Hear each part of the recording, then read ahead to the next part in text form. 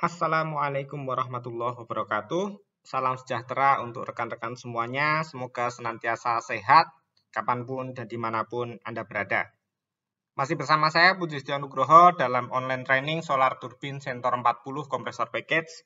Dan kali ini kita sudah sampai di bagian terakhir dari sesi yang pertama, yaitu bagian ke-6 tentang pengenalan kompresor package bagian yang kedua. Jadi kemarin kita sudah membahas tentang kompresor package dan menjelaskan sebagian dari bagian-bagian major komponen dari kompresor package ini. Ada base frame skid, ada engine, kompresor, output drive shaft. Dan kali ini kita akan lanjut ke gauge panel, kemudian control system, enclosure, dan intake dan exhaust. Oke, kita lanjutkan ke gauge panel. Gauge panel berfungsi untuk menempatkan gauge-gauge yang merupakan indikator dari parameter operasi solar turbine kompresor package. Pada beberapa unit yang modern itu sudah dilengkapi dengan HMI sehingga semua parameter dapat dibaca oleh operator melalui satu interface. Meskipun parameter tersebut bisa dibaca di HMI TT4000, tapi gauge panel ini juga harus dibaca oleh operator ya, karena lebih aktual pembacaannya. Jadi diharapkan rekan-rekan operator selain melihat di HMI atau di control room, tapi juga melihat langsung ke gauge panel yang ada di body skid kompresor. Selanjutnya adalah kontrol konsol. Jadi terdapat dua konfigurasi kontrol konsol. Yang pertama adalah off-skid control atau remote. Ini merupakan kontrol konsol yang ditempatkan di remote area, biasanya di control room.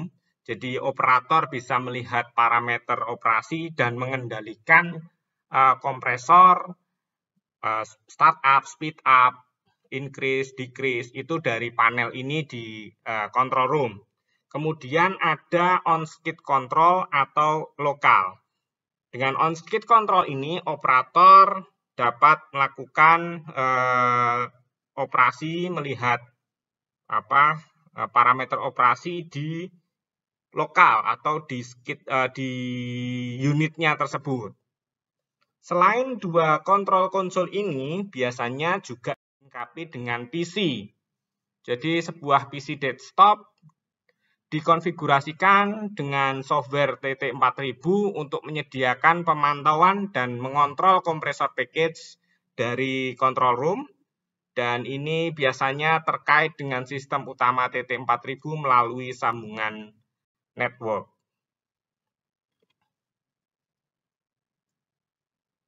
Oke, kita masuk ke major komponen berikutnya, yaitu enclosure. Nah, enclosure itu mempunyai dua fungsi. Yang pertama adalah mengurangi kebisingan dan radiasi panas yang ditimbulkan oleh engine dan booster kompresor. Dan yang kedua, melindungi kompresor package dari faktor lingkungan luar seperti cuaca, hujan, dan lain sebagainya. Khususnya untuk yang daerah-daerah yang tanpa shelter. Kalau yang ada di PASS lebih aman lah, karena semua package kompresornya ada shelternya, kecuali yang baru-baru nanti nggak pakai shelter semua katanya, karena bono split. Nah, apa saja fitur-fitur yang ada di enclosure itu? Yang pertama adalah noise and weatherproofing system untuk perlindungan noise dan cuaca. Kemudian ventilation system. Kemudian ada fire and gas detector and protection system. Kemudian lighting system. Dan terakhir adalah lifting equipment. Kita bahas satu persatu. Oke, fitur pertama, Noise and weatherproofing system. Jadi kalau kita melihat dinding dari enclosure itu bagian luarnya dan atapnya itu terbuat dari baja karbon yang dicat untuk memberikan perlindungan dari cuaca.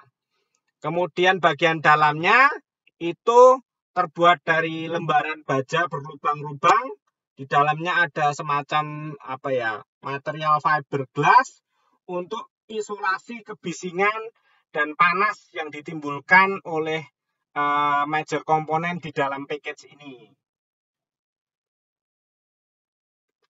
Dan perlu dicatat bahwa enclosure ini tidak mengurangi kebisingan mesin yang berasal dari saluran udara masuk dan saluran udara buang atau exhaust. Karena fitur dari air inlet duct dan exhaust stack itu punya peredam sendiri untuk mengurangi kebisingan. Jadi redamannya untuk exhaust dan intake itu bukan di enclosure ini, tapi di body inlet duct dan exhaust itu sendiri. Fitur kedua adalah ventilation system. Jadi di enclosure ini ada ventilation fan atau kipas ventilasi yang digerakkan oleh elektrik motor untuk memberikan aliran udara pendingin di dalam enclosure. Kipas itu menghembuskan udara ke dalam enclosure bagian depan dan memberikan tekanan sedikit ke dalam enclosure. Jadi tekanan di dalam enclosure itu selalu positif.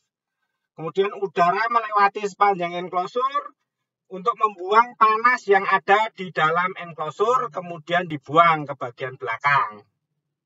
Jadi kan di dalamnya itu panas ya, gas turbin engine-nya itu pasti panas. Kalau dia nggak pakai fan, itu lama-lama dalemannya komponen yang lainnya bisa gosong karena kepanasan. Makanya dikasih ventilation fan ini untuk mengalirkan, mengisap udara dari luar, masuk, kemudian dibuang ke belakang untuk membuang panas yang ditimbulkan oleh mesin-mesin itu. Nah, pada jalur ventilasi masuknya itu dipasangi filter. Biasanya kalau lagi PM, filter ini kita ganti. Jadi kita usahakan udara ventilation fan yang masuk ke dalam enclosure itu selalu bersih. Dan ada fitur yang terkoneksi dengan fire protection system, yaitu lover. Jadi kalau terjadi api itu ada semacam mekanisme lover atau tirai yang langsung menutup. Jadi ketika fire aktif, maka tirai-tirai yang berada di jalur masuk dan jalur keluar dari ventilation system ini akan menutup.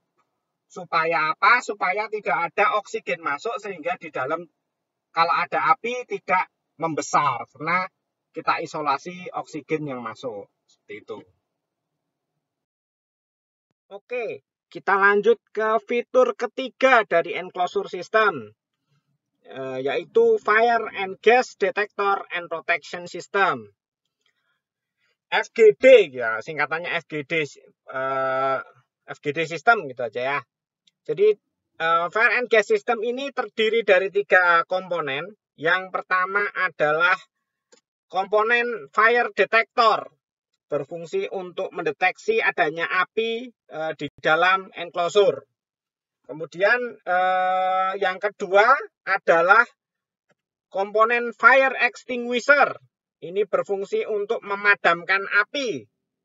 Dan yang ketiga adalah komponen gas detektor untuk mendeteksi adanya kebocoran gas di dalam enclosure.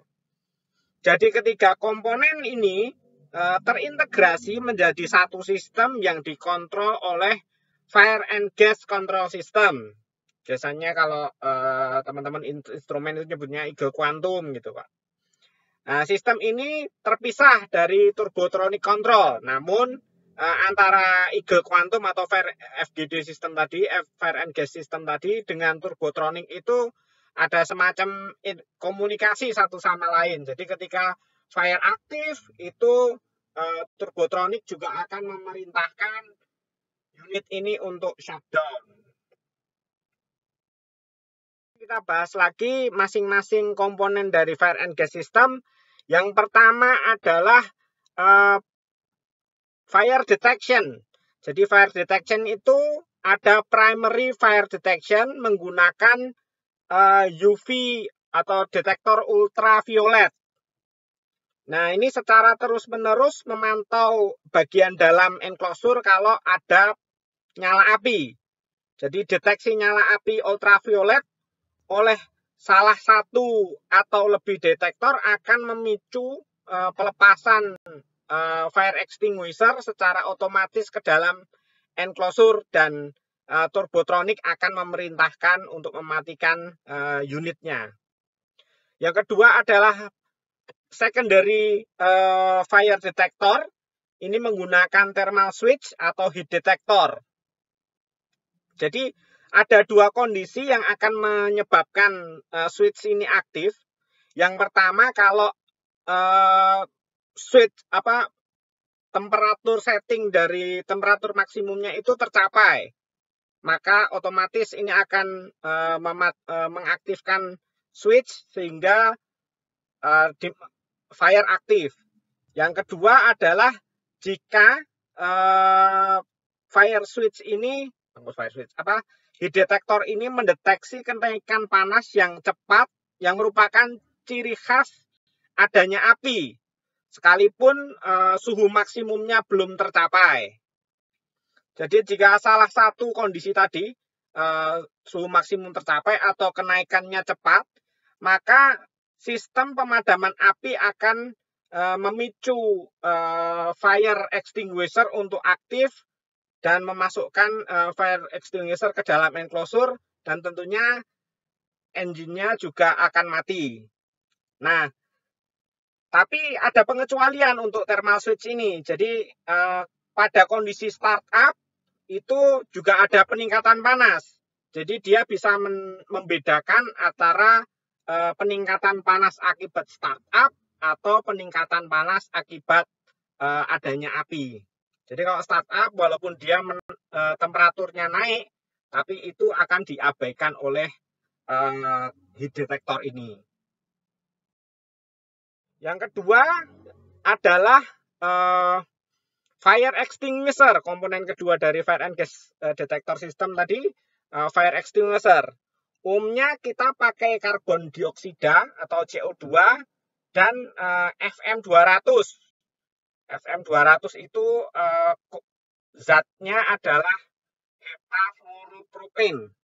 Ini beda dengan CO2.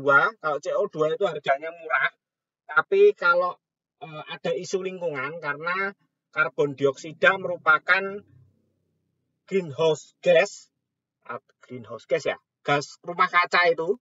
Tapi kalau FM200 ini lebih eco-friendly lah, lebih ramah terhadap lingkungan.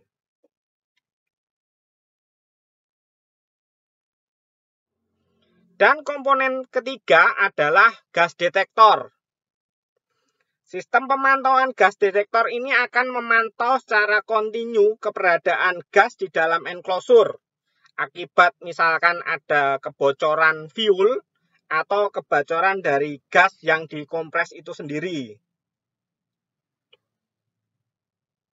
Umumnya limit dari gas detektor ini adalah 20% lel, itu akan men-trigger alarm, dan 50% lel akan men-trigger shutdown. Selain itu, monitoring gas detektor ini juga digabungkan atau dikombin jadi salah satu komponen kontrol mesin unit pada saat start. Jadi ini merupakan salah satu start permisif. Urutan start akan secara otomatis batal atau di startup akan failure apabila gas detektor ini aktif pada saat startup awal dari unitnya. Kemudian fitur keempat dari enclosure system adalah lighting system atau penerangan. Jadi kalau kita buka itu ada lampu yang bisa dinyalakan untuk menerangi bagian dalam dari enclosure. Dan tentu saja lampu yang terpasang harus memenuhi standar lampu untuk classified area atau class 1 div 2. Dan terakhir dari enclosure system adalah lifting equipment. Jadi di dalam enclosure itu dilengkapi dengan peralatan angkat yang kita gunakan untuk change out engine. Jadi kita sering lihat teman-teman ICC datang ke unit turbin untuk melakukan load test karena ini merupakan lifting equipment yang cukup kritikal yang kita pakai untuk proses change out engine. Namun lifting equipment beam yang ada di dalam engine ini aja nggak cukup. Jadi perlu tambahan eksternal beam supaya kalau lagi change out, beamnya bisa kita tarik keluar. Engine-nya bisa kita angkat, kita tarik keluar, kita turunkan. Dan kapasitas dari lifting equipment ini sekitar 3 ton. Karena berat dari engine yang biasa kita angkat pada saat change out itu sekitar 2,4 ton. Oke, kita lanjut ke major komponen package berikutnya yaitu air intake system.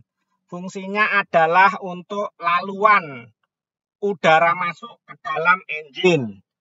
Air intake system ini terbagi menjadi 3 komponen. Yang pertama air inlet filter, yang kedua itu silencer, yang ketiga adalah duct, air inlet duct atau air intake duct yang terhubung ke bagian air inlet air inlet housingnya mesin gas turbin atau gas produsernya.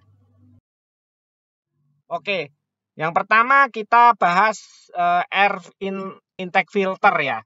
Di BHSS itu ada 2 jenis air intake filter. Yang pertama adalah barrier type. Ini biasanya terpasang di platform, adanya cuma di badak. Masang filternya itu secara horizontal dan udaranya itu masuk melalui samping. Yang kedua adalah self-cleaning barrier filter. Ini yang paling umum terdapat di BHSS. Filter elemennya itu kita pasang secara vertikal dari bawah dan air inlet udaranya itu masuk dihisap dari bawah ke atas, masuk ke dalam filter dan masuk ke silencer dan duct. Untuk duct dan silencer dan duct di BHSS umumnya semuanya sama. Lanjut ke major komponen terakhir dari solar turbine Centaur 40 kompresor package yaitu exhaust system. Jadi exhaust system ini adalah saluran pembuangan gas hasil pembakaran engine ke atmosfer. Secara umum terdiri dari 3 komponen yaitu expansion below, silencer, dan rainstack. Nah, ini adalah gambarnya. Jadi tadi dijelaskan eksternal aksesoris dari gas turbin itu adalah exhaust collector. Dari exhaust collector ini nyambung ke expansion below. Fungsi dari expansion below ini adalah untuk pemuaian, saluran muai. Jadi ketika dingin dia mengkeret atau memendek, tapi ketika panas dia bisa berekspansi sehingga tidak menyebabkan kerusakan atau stres pada sisi bawahnya yaitu exhaust collector dan sisi atasnya yaitu exhaust stack-nya itu sendiri. Dan di exhaust stack itu ada 2 komponen yang penting, yaitu silencer berfungsi untuk peredam panas maupun peredam kebisingan, dan rainstack. Rainstack ini bagian dalam fungsinya untuk menahan hujan supaya kalau hujan masuk itu tidak langsung istilahnya masuk ke dalam internal parts dari turbin. Oke, ini adalah komponen terakhir. Paparan materi, dan kita telah sampai di akhir dari sesi yang pertama ini. Jika ada pertanyaan, langsung saja di komen melalui kolom komen, atau bisa juga dikirim via email. Dan jangan lupa untuk mengerjakan kuis melalui Google Form yang ada di kolom deskripsi di bawah. Pertanyaan dan jawaban kuis bisa dikirim ke email saya. Sekian, terima kasih. Wassalamualaikum warahmatullahi wabarakatuh.